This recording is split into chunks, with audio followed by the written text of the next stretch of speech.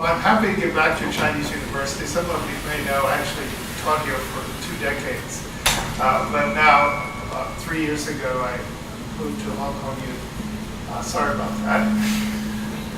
This microphone is getting feedback now. What I do is I work on a number of issues. In Hong Kong U, I teach human rights. We have a master's program in human rights, and I'm one of the professors. But in my research, a number of topics have come up. And one of them that I do frequently, is this not working? Maybe turn it off and we'll have that sound. One of them that I do frequently relates to Tibet.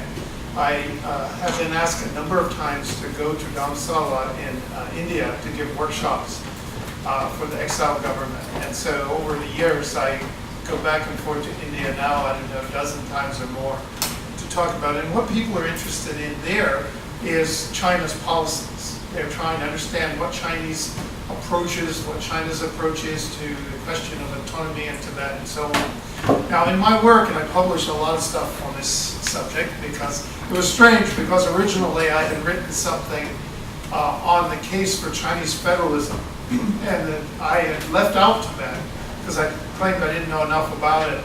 And at the time, Sandong Rinpoche, who was then the prime minister of the Tibetan exile government, invited me to India. Ever since then, I've been hooked on this topic. And I think what I try to do, whether I'm talking on the Tibetan side, explaining what how China's policies have unfolded over the years, or here, on this side of it, to try to get people to understand what the problem is.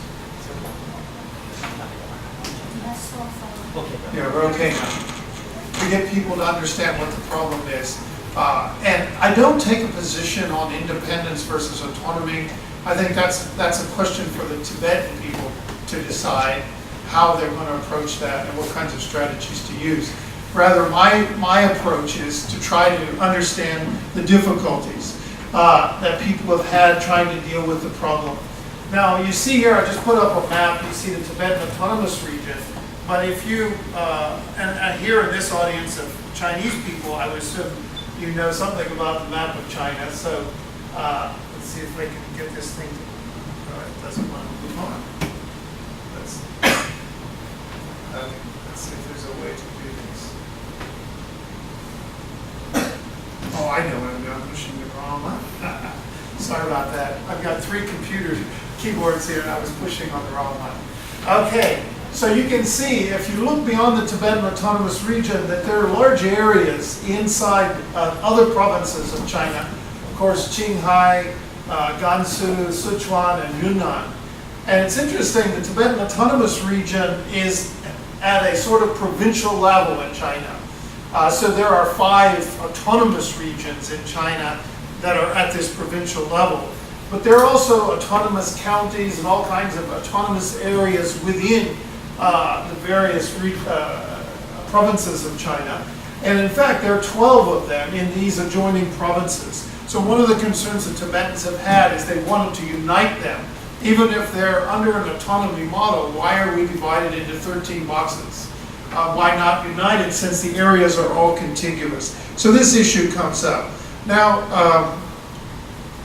if we what I'm going to talk about today, I can say, is based on a paper that I've given to Dorothy that was published in a journal called Orbis. I published a number of articles on this subject. And the way I organized today's presentation is, first I want to talk about the 2008 uprising and its aftermath. Second, I want to talk about the ways that Tibetan autonomy has failed over the years. There are 2 arguments that I look at. One is history, and the other is current autonomy policies that are applied under the Chinese Constitution. And third, I want to consider appropriate international standards, and fourth, to consider how it might affect policies, okay? So this is kind of a primer, if you will, on how you might look at the Tibet problem, the assumption being that not everybody's familiar with all the sort of complex legal arguments and stuff that are thrown about in this debate. In this slide here, I actually want to note that the problem for China of Tibet, I think, is broader than Tibet itself. that it actually looms large on the Chinese landscape in ways the Chinese government might wish it didn't, okay? Now, for one way of looking at Tibet is a practical problem. It's principled concern with denial of autonomy and human rights. So a lot of people in the international community and Tibetans are concerned that there is really no autonomy under the Chinese policies as we know them today, and human rights is a severe problem there. But I think beyond the practical side, there's a symbolic side. In this age of China's rise, a lot of people around the world look at Tibet and the way China occupied Tibet and wonder, you know, especially China's neighbors in the region, what does this say about the way China deals with less powerful people? Of course, nowadays, in recent couple of years, we've seen some of these disputes unfold in the South China Sea, the East China Sea, and so on. So neighbors who look at China, I think sometimes see Tibet. They say, gee, this is the way they treated Tibet, how are they going to treat us? So this is why I argue that it's a kind of symbolic problem in the age of China's rise. When China wants to be recognized, you know, the Beijing Olympics was all about normality, that China would become a normal power. So in this age, having a problem like Tibet is a serious problem. And then finally, I think another aspect is denial. That China really doesn't want to acknowledge the existence of the problem. And in fact, there's no Tibetan problem. There's the Dalai Lama, there's some difficulties. But in their view, they would say there's no Tibetan problem. It was interesting this weekend to me that the Chinese foreign minister was saying that we're ready to talk to Japan about the Diaoyutai Sengaku, and that the Japanese first have to acknowledge there's a problem. So the Chinese have a problem, that Japan doesn't acknowledge the Diaoyutai or Sengaku problem, and the Tibetans have a problem that China doesn't seem to want to acknowledge the problem they face. Now, the first of the areas I want to talk about is the crisis. As you know, in 2008, I don't think anybody missed that, the Chinese government officials were angered by a Tibetan uprising and international protest in the context of the then planned Beijing Olympics, okay? So they faced the international pressure to meet with the Dalai Lama and resolve the crisis. There was talk by some leaders in the world that we won't go to Beijing, we won't support the Olympics. So China's sort of red letter day was, you know, in effect at risk because of the uprising involved with Tibet. And so the Chinese government actually scheduled meetings in May. They met just across the border from Hong Kong in Shenzhen. And then in July and October, they had 2 further meetings with the Dalai Lama's representative. Of course, all the while claiming there was no Tibetan problem. So you see some pictures here showing sort of the global dimensions of this. You see some attack on Tibetan protesters in Nepal, up there in the left corner. And you see protests by Chinese against the Tibetans. There's a kind of Chinese sentiment that China is being embarrassed by this event. And so Chinese are protesting in reverse. And then you see this Chinese image being invoked. There's no problem because we have a harmonious society. In fact, we know that harmony has become a verb in China. When people are suppressed, they are said to be harmonized. So in these meetings, it didn't, you know, the world, I suppose, had some hope that China would try to address the problem, but the hope proved to be unfounded. The Chinese government made it clear that talks, these are not negotiations, but the talks with the Tibetans are about the Dalai Lama's personal future and not China-Tibet negotiations, okay? They attacked the Dalai Lama at the time as a wolf in monk's robes, a splitus and a jackal. They were concerned about the Olympics, so they demanded the Tibetan side would follow the 3 stops, that is, stop activities aimed at splitting China, stop plotting and inciting violence, stop disrupting and sabotaging the Beijing Olympic Games. They reframed this in various ways. They also had something that said the similar thing, what they called the 4 non-supports. In July, however, the Chinese government requested that Tibetans outline their position under the PRC constitution. So don't know if they really thought Tibetans were going to do it, but they in a sense invited something. And the Tibetans responded with a Tibetan memorandum. The Tibetan exile government produced this memorandum, which they called the Tibetan Memorandum on Genuine Autonomy for the Tibetan People. So this was produced by the exile government at the time. So the dialogue, by the way, is with the exile government. It's not with advocates of independence and so on.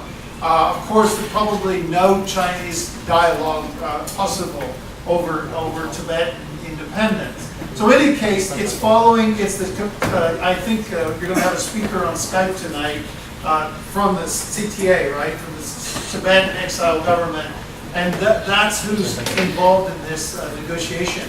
And they produced this memorandum, and the memorandum talks about areas where they think autonomy is consistent with Chinese own constitution. And this is autonomy in the areas of language, culture, religion, education, environmental protection, natural resources, economic development and trade, public health, public security, population migration, cultural, educational, religious exchanges, and so on.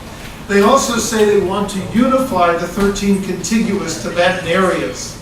And they ask that this autonomy be genuine, which they say would involve legislative autonomy. Right now, and we're going to talk about this in a minute, under China's autonomy laws at the moment, the autonomous regions in China actually have less autonomy than the non-autonomous regions, because non-autonomous regions can pass laws without seeking the central government's approval, where the autonomous regions do not have this legislative autonomy. So the Tibetans, in effect, are asking them to provide genuine autonomy. Now, the Chinese government, this memorandum, the Tibetans argue, is consistent with the Chinese laws itself, or the Chinese constitution. And so we can judge that in a minute when we look at some of China's provisions in this regard. The Chinese response is rather striking, because the third meeting comes after the Beijing Olympics. At this point, the Chinese government has little incentive to agree to anything the Tibetans are proposing. And so at this point, they take a very strident position where they say the Tibetan use of the term genuine autonomy equals, and I quote, a high degree of autonomy. And this high degree of autonomy, they say, is a covert call for independence. That the Tibetans aren't serious, they're just really seeking independence. Now for you guys in Hong Kong, footnote here, you know that what Hong Kong is guaranteed, in fact, is a high degree of autonomy. So it's interesting when the Tibetans ask for, according to the Chinese view, the Tibetans ask for genuine autonomy, of course. But when, as the Chinese characterize it, it's a high degree of autonomy, it means covert independence in Tibet, but a high degree of autonomy doesn't mean covert independence in Hong Kong. So there's a kind of inconsistency here. They accuse the Tibetans of colluding with democracy activists, what they call Falunkian elements, that's the Falun Gong, and with East Turkestan terrorists, that's the Uyghurs. Okay, they're accusing them of collusion. And they argue, the Chinese response argues, and this was done officially in public meetings, they argued that controlling migration was akin to ethnic cleansing. So Hong Kong controls migration in and out of Hong Kong. When the Tibetans ask for that, it's characterized as ethnic cleansing.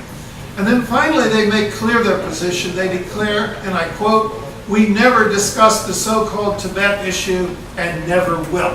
So they're very adamant about that. We know a month or so later, they proclaim a new holiday called Serf Emancipation Day, when is a day to commemorate their quote-unquote liberation of Tibet. And then, of course, the situation deteriorates even more. Now the figure actually, I think, is nearer to 200 Tibetan self-immolations. And we know that the repression in Tibet is increased, not decreased, in recent couple of years, because as the self-immolations occur, there's an attempt to control it through more and more supervision of what goes on in monasteries in Tibet. Now, the self-immolations are sort of dramatic in this picture on the cover of a magazine. There's a number of videos showing, actually the best one is in a slide at the end of my presentation today that I thought was one of the better ones, was produced by Voice of America. In that slide, they actually tried to go behind many of the people who self-immolated and understand what they were thinking and why they were doing what they were doing. Now, China makes a claim that Tibet is an inseparable part of China. So this is a kind of history claim. We said, why are we talking about history? Strangely, China takes this history argument very seriously. The Dalai Lama has made clear that he doesn't want to talk about history. He takes the view that we will never, I actually interviewed him for a couple hours a couple years back, and he very clearly said, we're never going to agree on history. So talking about it is useless. Because, and one of the things I found in looking through the history is that they actually don't disagree that much on the facts in history. What they disagree more about is the interpretation of those facts. And so this is an interesting aspect of it. But why does the Chinese government insist on talking about history? Because if the Dalai Lama is saying to them, well, you know, you guys have all the power, you've taken over, so we really have no hope to regain our independence, if that's his position, he calls it the middle way approach, then he's in effect conceding to be part of China, but not agreeing that Tibet was always part of China. The Chinese government doesn't like this very well, because it makes them out to be a colonizer of Tibet, that in effect, well, we don't have a historical claim. In effect, the Dalai Lama is taking that position. And so the Chinese government likes to interpret events in history in a way that they think legitimates their claim. They're a bit uncomfortable with the idea of agreement with the Dalai Lama, but not agreement on history. So this has been a problem.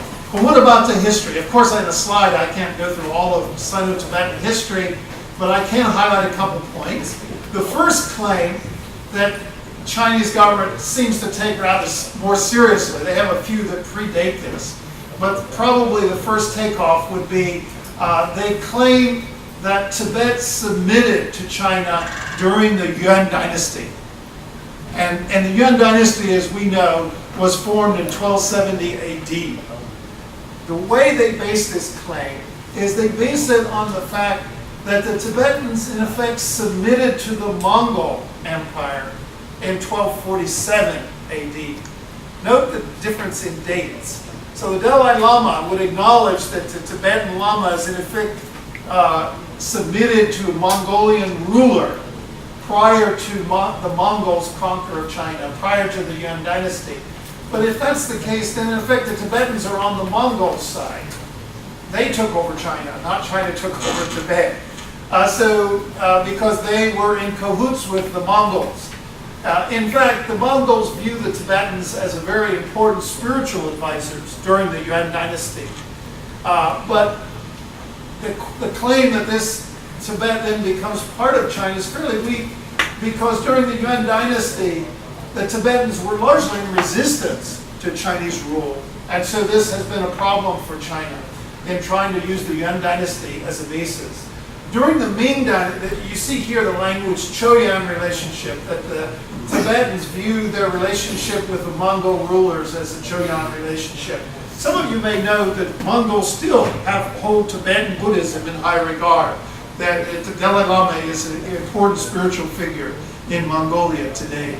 During the Ming dynasty, the Chinese government had very little interest in Tibet, mostly viewed Tibetans as useful intermediaries in dealing with the still threatening Mongols. By the time of the Qing dynasty, you do get periods when Qing military forces conquered Tibet, but they never really maintained a solid occupation. And by the 20th century, we know the Qing dynasty collapses, and Tibet has a period of what we call de facto independence. So what you get out of this, if you squeeze it, is even if you took the Chinese argument about history, the Chinese never claimed to directly rule Tibet. They claim an indirect relationship with Tibet. So at a minimum, that would justify some kind of autonomy model. In fact, that claim itself is contested. But if you took the Chinese claim, it never does China actually directly rule Tibet until 1950, when it runs into Tibet with the PLA. So this historical argument has some problems, and we can discuss it if people want to jump on that point. We know that in 1951, there was the 17-point agreement, which was the only agreement with any of China's groups that it claims the nationalities in China. And the Chinese claim to have liberated Tibet and to institute democratic reform in the 1950s. Again, that can be judged on its merits. Tibetan resistance, we know, continues, and eventually the Dalai Lama flees in 1959 and winds up in India, where he is today. Now, if you look at China's policies under its current laws, and these are the laws that the Tibetans were trying to track in their memorandum, you see China's national minority policies are first articulated in Article 4 of the Constitution, which provides regional autonomy for national minorities. And then we have the law on regional national autonomy with the symbol LRNA, where autonomy is provided in the areas the Tibetan Memorandum talks about: language, education, political representation, administrative appointments, local economic and financial policies, and so on, and also over natural resources. So in the text of the law, there seems to be a provision for autonomy. The problem appears to be to actually carry it out, which really hasn't been done much. We know also that the provisions of the Constitution enable the autonomous regions, not just the Tibetan ones, but all national minority autonomous regions, to enact regulations on the exercise of autonomy, which would be like a basic law, that they're all supposed to have this ability to enact a basic law, which is characterized as zijirtiali. And they're also enabled to enact separate regulations beyond the basic law. There's never been a basic law enacted, okay? There's been 15 drafts in the Tibetan case, Tibetan Autonomous Region case, but none of them have resulted in enactment. And when it comes to these separate regulations, the autonomy law requires approval by the central government. So the level of autonomy, in effect, on paper, looks like it could be something to work with, but in practice, it really hasn't gotten off the ground. And China has tended to view Tibet really as a security problem. It's a border region with an ethnic national group that has some problems with its occupation. So the result is China's approach has been one more related to security. Beyond the statute and the Constitution, we all know in China, some other forms of power may be more important. And one is the Communist Party. And the Communist Party, if you go to track legislation in autonomous regions, you'll find that every stage the Communist Party has to approve it. So I counted one time like 10 or 11 CCP approvals for any attempt to enact local laws. The result is there's, of course, again, beyond the problems in the statute itself, has been a party domination, okay? And this is problematic because the top positions in the Communist Party is always from the central government, someone representing the central government. Typically, or always, in fact, at the very top position has been a communist cadre, a Han Chinese. And I think another problem for Tibetan autonomy is that replication of the national system within autonomous regions. All autonomous regions have the same structure as the national structure. That is, there's people's congresses and then various kinds of institutions supervised by people's congresses. So this is not a native traditional government like the 17-point agreement might have provided. And then finally, there's Marxist doctrines that deny the existence of the problem. So the doctrine, the Marxist theory, is that Tibet was liberated and that it's enjoyed democratic reform. one can spend a lot of time looking at all the problems with this that have occurred, but we don't have time tonight. What I'd rather do is take the limited time we have and ask whether there any way out of this. Is there some reasonable way? Again, setting the independence question aside, because I think that's for Tibetans to decide whether to promote that approach or not. I would have my own preference if I were Tibetan, but I'm not, so I won't. I'll leave that to our Tibetan colleagues to talk about. Anyhow, what about international standards for autonomy? One of the things, the Chinese arguments about historical title are usually not that important internationally. So claiming historical title to Taiwan or historical title to Tibet usually is in international tribunals given a subordinate position to the current right of self-determination of the peoples. So when cases have gone to high, like the International Court of Justice, the court has tended to favor looking at how people are treated currently, because it's kind of problematic when one people want to claim a historical title to another people. So you have one group, Chinese, speaking Chinese history, another group, Tibetan, with their own language, culture, and religion, and one group is saying that we owned you historically. This is generally problematic, and so international tribunals have typically not been too impressed with historical title claims. What about external self-determination? This is always difficult and usually entails violence. A group can claim independence, but typically countries, there's very little international law on the right to seek independence. There's some international law. One famous case in Quebec talks about if you want to claim a right to external self-determination, which would be a right to claim independence, then you would have that right if you're a former colony under military occupation, and the people have weak access to government. So these are criteria that the court in Canada applied to the Quebec case where they're seeking independence, but the legal standards are very poorly developed regarding rights of independence for peoples, okay? Because that always runs up against the integrity of existing states and involves division of existing states. So the international standards on that are fairly weak. Autonomy itself is also poorly secured in international law. Generally, autonomy is better secured in constitutional law, in domestic constitutions.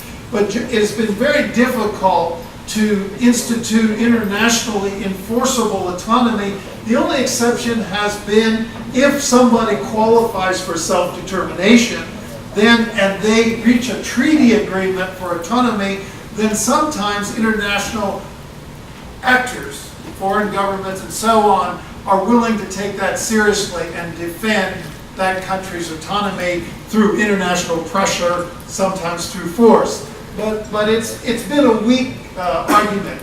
The strongest argument that's emerged in recent years has been the UN Declaration on the Rights of Indigenous Peoples. This is one area where international law has grown to recognize a right to autonomy for indigenous populations. So this is one area in my workshops in Dharamsala, we've often talked about it. And it's interesting that the Tibetan Memorandum actually, in one time in its text, uses the word indigenous. They're a little wary. Do we want to call ourselves indigenous? Does that mean we will lose the right of independence? And so, frankly, it shouldn't. But this is a worry. It's a concern. So, to be honest with you, the Chinese government would be better placed to invoke this word indigenous as a way to reach an agreement over autonomy. But the Chinese government has also been afraid of the word. In fact, the Chinese government voted for the UN Declaration on the Rights of Indigenous Peoples, both in the General Assembly and in the Human Rights Council before that. But then they promptly declared that there are no indigenous peoples in China.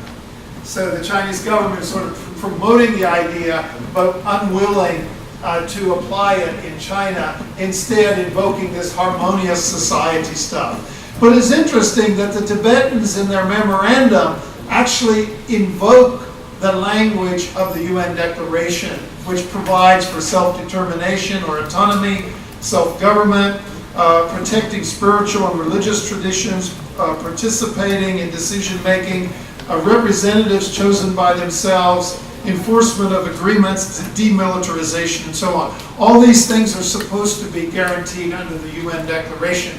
Now, declarations are not hard law, generally, but the question becomes, is the UN Declaration a possible vehicle to reach an understanding with the Chinese government? Of course, as long as the Chinese government is not interested or doesn't acknowledge the problem exists, then such understanding would be out of reach. So you can see the Tibetan exile government certainly has a lot on its plate to try to get around all these obstacles. Probably the easiest one would be to somehow promote these ideas through international governments, encourage international governments to invoke the Tibetan Memorandum, and so on.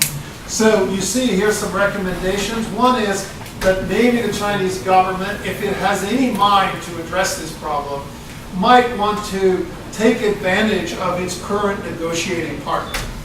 Many people know that Chinese officials have sometimes said, the Dalai Lama will die inevitably someday, and then when he's gone, our problems will go away. But in fact, maybe the problems will get worse, because the Dalai Lama has been a moderating force. And the Dalai Lama offers the Chinese government something no one else can do. My good friend, I've known for years, ever since he was a student, Lobsang Sangye, Tibetan Prime Minister, does not carry the sort of regard among the Tibetan people that the Dalai Lama does. So if the Dalai Lama were to reach a settlement or agreement with the Chinese government, chances are he could carry it out. So he has that capacity that if he is gone from the scene, there may be nobody for years who could step up and have Tibetan people support a kind of agreement or settlement of this problem. And he's indicated in his memorandum that he's willing to talk about genuine autonomy. So he's not just promoting independence, okay? What this means, what free Tibet means to Tibetan people is for Tibetans to decide, but His Holiness the Dalai Lama has actually indicated to him it means genuine autonomy. So that's, that I think is one thing the Chinese government might want to consider. Another thing that's important is international engagement with the Dalai Lama. You know, the Dalai Lama, people can say Hollywood stars love him and everything, and all he can do is meet with international leaders, but Tibet is still under occupation. I don't underestimate the value of that. He has kept a movement alive now for 60 years. Not many movements can survive under such harsh conditions. So he's accomplished things even though he doesn't have Tibet, free Tibet yet. He doesn't have it liberated under his model of genuine autonomy, but he's still keeping the cause alive in ways that it's hard to imagine anyone else doing. And so international government, I just gave this talk in Europe and to the European Union, and you know, these governments might want to continue to meet with him and also to support the Tibetan Memorandum as a platform and the UN Declaration as a guide. And in effect, view this as a test. Now the Chinese government says, but there's a slippery slope. If we agree to genuine autonomy for the Tibetans, then the Uyghurs will want the same thing. Oh yeah? Good. They don't want to lose Xinjiang. If the Uyghurs are happy with genuine autonomy, the Chinese government should have a holiday, celebrate it, because that would be a good thing. They deny the problem there as well. I was actually in Urumqi in 2009 when the riots took place there. And I remember watching on the evening news in China. The entire evening news was only about the history of Rabia Kadir.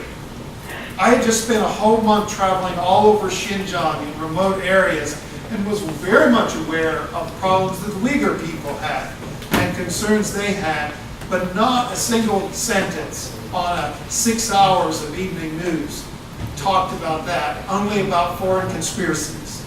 So this kind of suspicion is undermining their ability to address both the Tibetan problem and the Uyghur problem. Well, we could talk about perspectives, but I don't want to use too much time. I think my time is pretty much up. I note here, is this important? Some questions we can consider. Does foreign governments meeting with the Dalai Lama accomplish anything? Or he can meet with other people. Just this is my meeting with him, research. He was interesting to meet with. I thought a half-hour meeting, and at the end of a half hour, I said, Your Holiness, thank you so much. I'm really glad that you can take some time with me. He reaches over and puts his hand on my arm. He says, where are you going? We still have a lot to talk about. And so for 2.5 hours more, I was talking with him. He's a very engaging person. He's often attacked in China, and a lot of my Chinese friends who grow up hearing this are suspicious about him. But my impression, and it's just my impression, that he's the genuine thing, that he is what he purports to be. And when I met with him, I was very impressed in that regard. As you can see, Free Tibet. I just took some slides. Here, one person I think makes an interesting argument. This is a Western scholar who writes on Tibet. And he said, if autonomy is incapable of achieving Tibetan cultural survival, then self-determination, by that he means independence, is a better option. He says, as some Tibetans have said, if autonomy is 100% impossible and independence only 99% impossible, then independence is better. So this is the dilemma our Tibetan friends face in taking a position on the movement to free Tibet. If both options are made impossible, what do you do? What do you advocate? If it seems, and the way the Chinese government has taken the view that there's no problem, then the autonomy they seek may be impossible. I don't try to personally resolve that, but Warren Smith, I thought, did. You can see just some Tibetan perspectives in photos here, and you can see some of the protests that occurred in 2008. We can raise questions about international implications. And these are the two videos I thought that were useful. This one on the question of self-immolation. The first one is put out by the CTA, this Tibetan government in exile, and it's shorter. So if you want to see a quick version of their view reaching out to others, this video actually tries to reach out to others. That's the point of it. Where the VOA one is much better, but it's an hour long. I'm not a huge fan of the VOA because it's kind of a propaganda organization, but nonetheless the video is quite good because I think it tries to peel back and look behind why people were doing. One of the things that's occurring is the center of Tibetan activism, I believe, is shifting from India to Tibet. That more and more activism is taking place on the ground in Tibet, where for years it's so difficult to engage in activism there because of arrest and repression. But it seems to be, with this self-immolations kind of exploding on the ground. So I think it does pose a problem for the Chinese government. And I'll leave it at that. I hope I didn't go over. I think it's about 40 minutes. If I, yeah. Continue. It's okay. No, I'm done. I'm finished. And we can discuss it.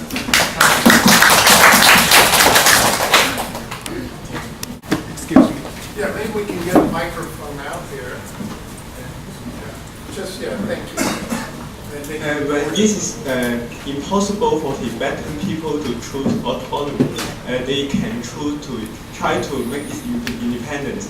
And the reason, I want to know the reasoning from the scholarship perspective to think when this is not workable for them using the structure of the Dalai Lama to choose the autonomy, then they go to try the independence. And how the foreign country and the UN, just like the international society, the majority of their perspective or idea is how to treat these doctors.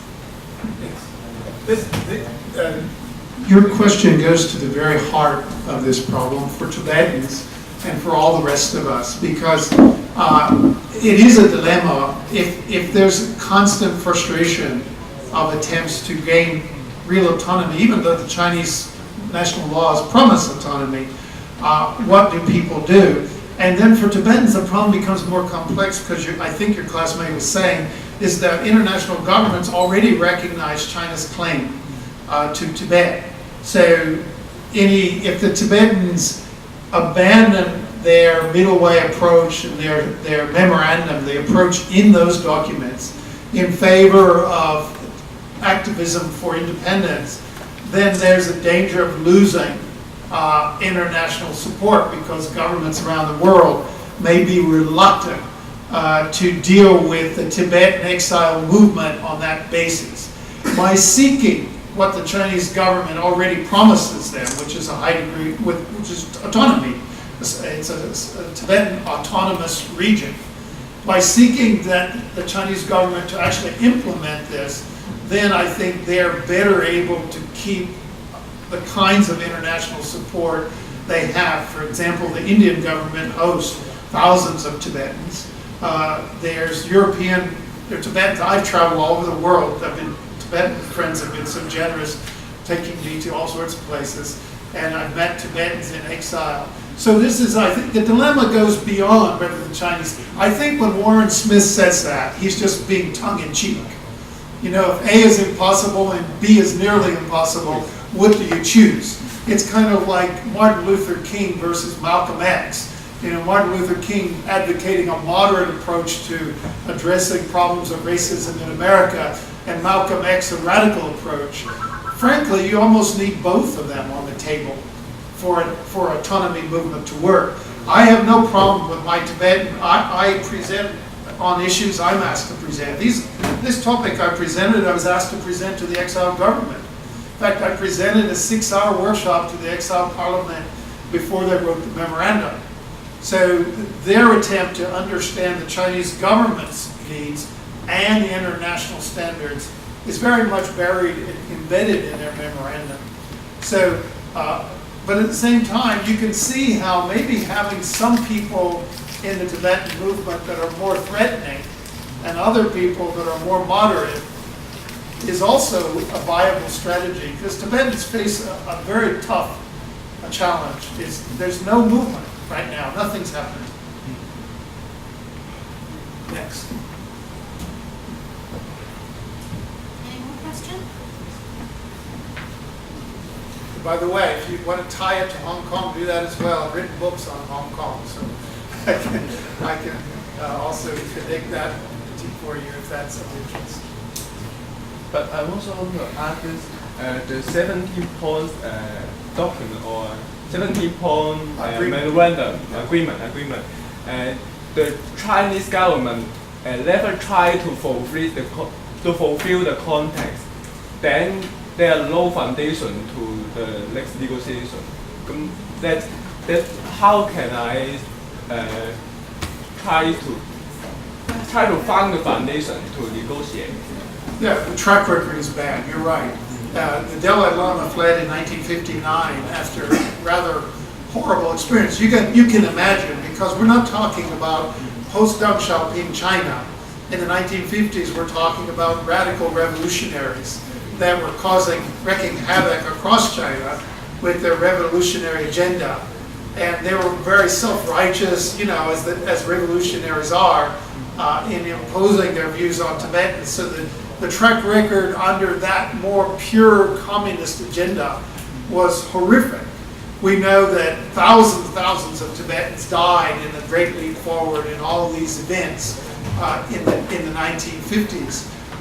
Perhaps the only way you could say maybe in spite of that there's some hope is that China itself has reformed considerably from the policies of the 1950s, the Great Leap Forward and the Cultural Revolution.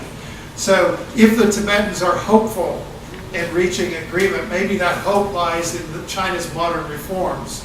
Now we all know China has a long way to go yet on its reforms, because political reforms are not much in evidence yet. But nonetheless, I suppose the answer to your question would be the Dalai Lama may hold out hope that in the post-Deng Xiaoping era that that this could be a negotiating partner. It's a tough one. You can imagine why Tibetans might throw their hands up in despair and say, well, the only reasonable position, because the Chinese government has no seriousness.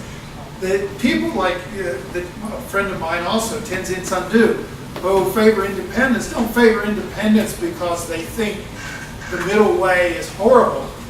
They favor it because they don't trust that the Chinese government cares at all about this issue. They don't think that what the Dalai Lama is proposing is achievable with the Chinese government, that it simply declares it doesn't want to negotiate and doesn't recognize the problem. So they're very skeptical about that. A lot of Tibetan independence activists are just simply skeptical that any of this autonomy stuff is workable.